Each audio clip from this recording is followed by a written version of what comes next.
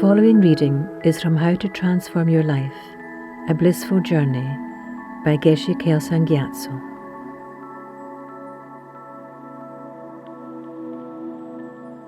Karma means actions, the actions of our body, speech and mind. This subject is very meaningful. Throughout our life, we have to experience various kinds of suffering and problems without choice. This is because we do not understand what actions we need to abandon and what actions we need to practice. If we had this knowledge and put it into practice, there would be no basis for experiencing suffering and problems.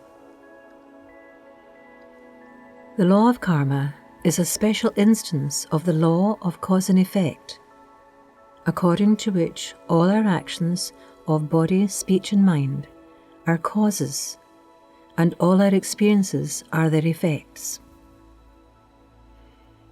The law of karma explains why each individual has a unique mental disposition, a unique physical appearance, and unique experiences. These are the various effects of the countless actions that each individual has performed in the past. We cannot find any two people who have created exactly the same history of actions throughout their past lives, and so we cannot find two people with identical states of mind, identical experiences, or identical physical appearances. Each person has a different individual karma.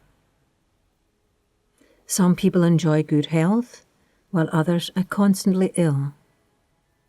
Some people are seen as very beautiful, while others are seen as very ugly.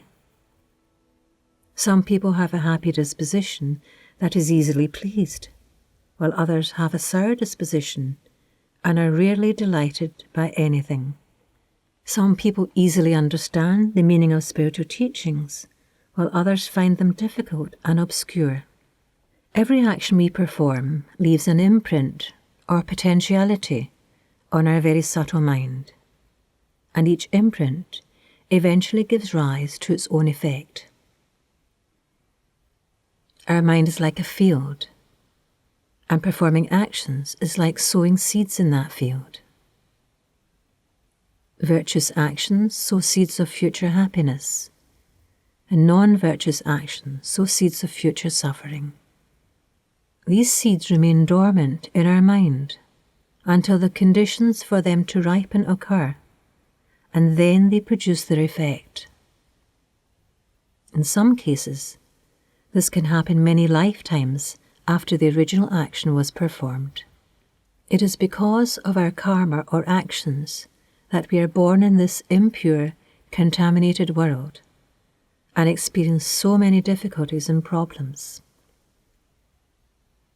Our actions are impure because our mind is contaminated by the inner poison of self-grasping. This is the fundamental reason why we experience suffering. Suffering is created by our own actions or karma. It is not given to us as a punishment. We suffer because we have accumulated many non-virtuous actions in our previous lives. The source of these non-virtuous actions is our own delusions, such as anger, attachment, and self-grasping ignorance. Once we have purified our mind of self-grasping and all other delusions, all our actions will naturally be pure. As a result of our pure actions or pure karma, everything we experience will be pure. We will abide in a pure world, with a pure body, enjoying pure enjoyments and surrounded by pure beings. There will no longer be the slightest trace of suffering, impurity or problems. This is how to find true happiness from within our own mind. The general characteristics of karma. For every action we perform, we experience a similar result. If a gardener sows a seed of a medicinal plant, a medicinal plant and not a poisonous one will grow. And if he or she does not sow any seeds, then nothing will grow. In a similar way, if we perform positive actions, we will experience happy results and not unhappiness. If we perform negative actions, we will experience only unhappy results. And if we perform neutral actions, we will experience neutral results. For example, if we now experience any mental disturbance, it is because at some time in the past we disturbed the minds of others.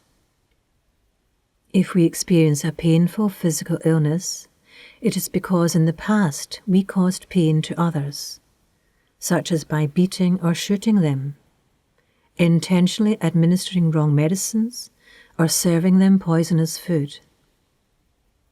If we have not created the karmic cause to become ill, it is impossible for us to experience the suffering of physical illness, even if we find ourselves in the midst of an epidemic where everyone else around us is dying.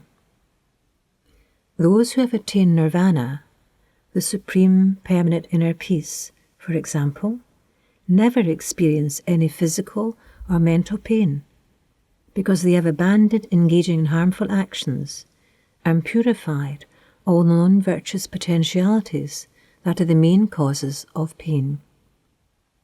The main cause of the sufferings of poverty is an action of stealing. The main causes of being oppressed are looking down on, beating, or demanding work from people of inferior position, or despising others instead of showing them loving kindness. The main causes of the sufferings of being separated from friends and family are actions such as seducing other people's partners or purposely alienating their friends and the people who work for them. Usually, we assume that bad experiences arise only in dependence upon the conditions of this present life. Since we cannot account for many of them in these terms, we often feel that they are inexplicable and undeserved, and that there is no justice in the world. In reality, however, most of our experiences in this life are caused by actions we committed in past lives. If we do not perform an action, we cannot experience its effect. In a battle, some soldiers are killed while others survive. The survivors are not saved because they are any braver than the others, but because they did not create any action that would cause them to die at that time.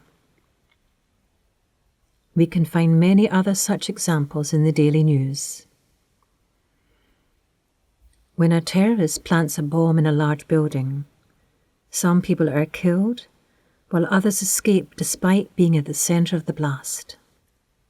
When there's an aeroplane crash or a volcanic eruption, some people are killed while others, as if by a miracle, escape. In many accidents, the survivors themselves are astonished to be alive when others right next to them were killed. The actions of living beings are never wasted, even though a long time may pass before their effects are experienced. Actions cannot simply vanish, and we cannot give them away to someone else and thus avoid our responsibility. Although the momentary mental intentions that initiated our past action have ceased, the potentiality they have created